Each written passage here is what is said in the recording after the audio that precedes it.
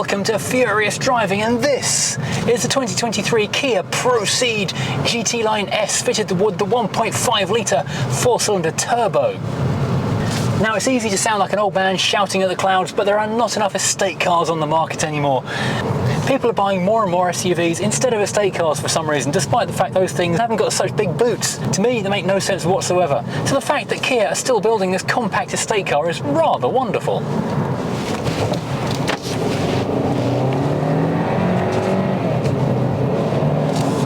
Now, under the bonnet, we've got the 1.5 litre turbo petrol 4-cylinder 16 valve. That gives us 157 horsepower and 253 newton meters of torque. That gives us 0 to 60 in 8.8 seconds, but honestly, it feels faster, and a top speed of 130. But it's not just reasonably quick, it's reasonably economical as well. On the highway, it should be getting around 53 mpg and combined about 44. And if you're worried about the CO2 numbers, it's 138 grams per kilometre. Now, under the skin, we've got McPherson struts at the front. We've got multi-link suspension with trailing arms at the back. We've got disc brakes all round. We've got rack and pinion steering with electric assist. This is basically all the stats of a performance car not that long ago. And it does feel a bit like a performance car as well. Forget pootling around in a roly-poly SUV. This thing feels hunkered, and it feels focused, and it feels fun. You sit low down with your feet fairly straight out in front of you, like in a sports car. And the thing really does feel focused and grippy. You chuck it through a corner. We're doing 60 miles an hour right now, and the thing just glides through the bend like a performance car. It feels so much more fun and sporting than its practical estate car nature might suggest, although it does have that very coupe-like styling on the outside. But it is an estate car nonetheless, and that means we've got a 594 litre boot with the seats up, or 1595 litres with the seats down, which is very commodious indeed. Although not quite as commodious as a Volvo Estate, may they rest in peace, with its more boxy styling, but it's still very handy and very useful space, because a big flat open area means you can put things next to each other, rather than with an SUV we have to pile stuff on top of it because the boots are generally quite short and a bit compact.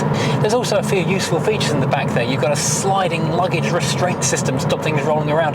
You've got count them, three cubby holes in the floor in various sizes. You've got a pair of big woofy speakers adding plenty of woofage to the noise. You've got hangers for your curry hooks, and you've got pull handles in the back so you can flip the seats down easily. Right, let's take a quick look around the interior of the Proceed. We have got keyless entry with a button on the door handle just there.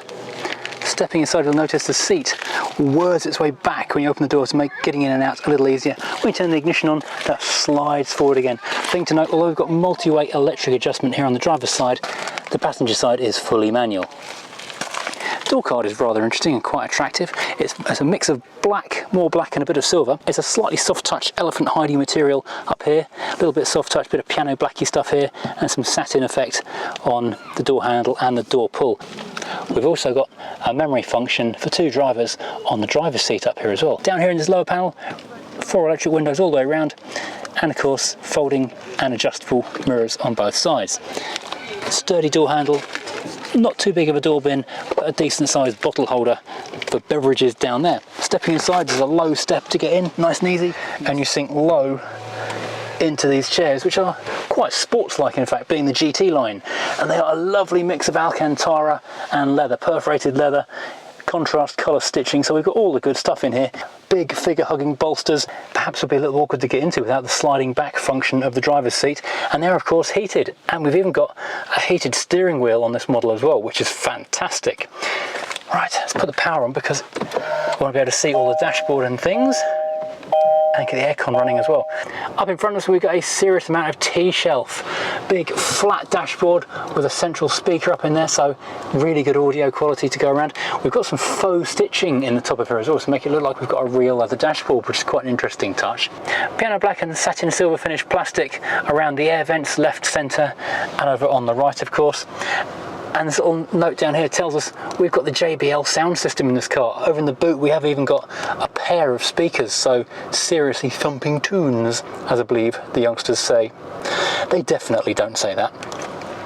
It's a large screen just here in the centre, good high resolution, full colour, all the gubbins that you want, map, navigation, radio, all this kind of stuff. Significantly, your volume is on a proper dial knob underneath it, and going down below we haven't got our heating and ventilation stuck on here as well, which is my favourite thing to hate, because that's down here, dual zone climate, which is excellent. In front of the driver, it's actually a fully digital dashboard with some quite interesting background effects to make it look like we've got shimmering silvery satin stuff behind the numbers. It gives us our speedo on the left, our rev counter on the right, and other various information in the centre.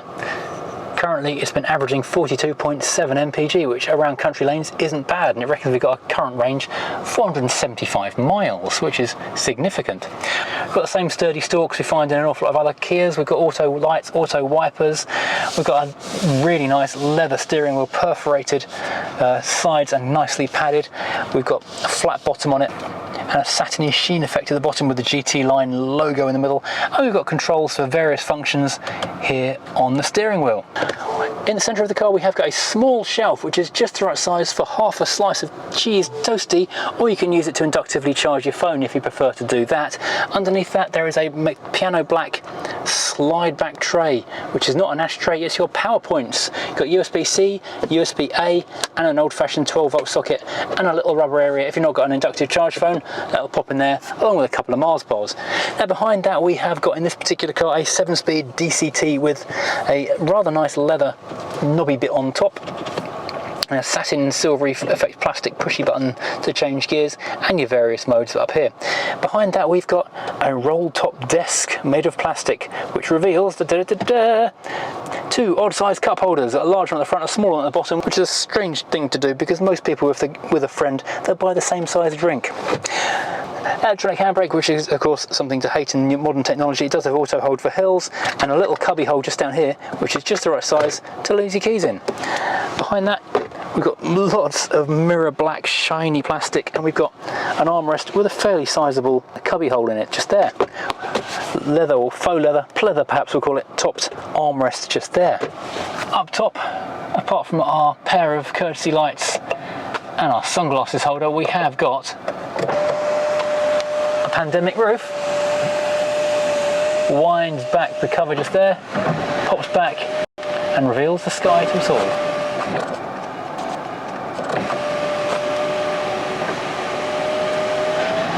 Which is nice. Now in the back of the car we have got privacy glass all round. We have got these weird tiny little curious C-post windows which just give you a tiny little view out of them, so they're quite small. Interestingly, this step over the sill is quite a bit higher in the back than it is in the front, and I'm about 5'10", 5'11" kind of height, and there's not the biggest amount of leg and foot room in this car, despite the fact it is kind of medium-sized vehicle. The seats are very comfortable indeed. We have got an armrest with a couple of cup holders in it, and we've got a pair of air vents blowing comfortable air-conditioned air into the rear seats. The back of the driver's seat though does feel very tall and very much in your face back here though. The steering wheel's got a lovely weight to it. It feels very positive. Throw it through a corner and there's just a nice amount of feedback telling you what's going on, so it's a lovely car to drive. Not a lot going on with the gearbox. It's a 7-speed DCT, which is very efficient, I guess. It does its thing. Personally, I prefer it with a 6-speed manual. So thank you for watching. I hope you've enjoyed this roundup of the very practical, very pretty, very useful, and I would actually quite like one, Kia Proceed Estate. If you've enjoyed this, please, as always, hit like and subscribe, and join us again next time driving something completely different.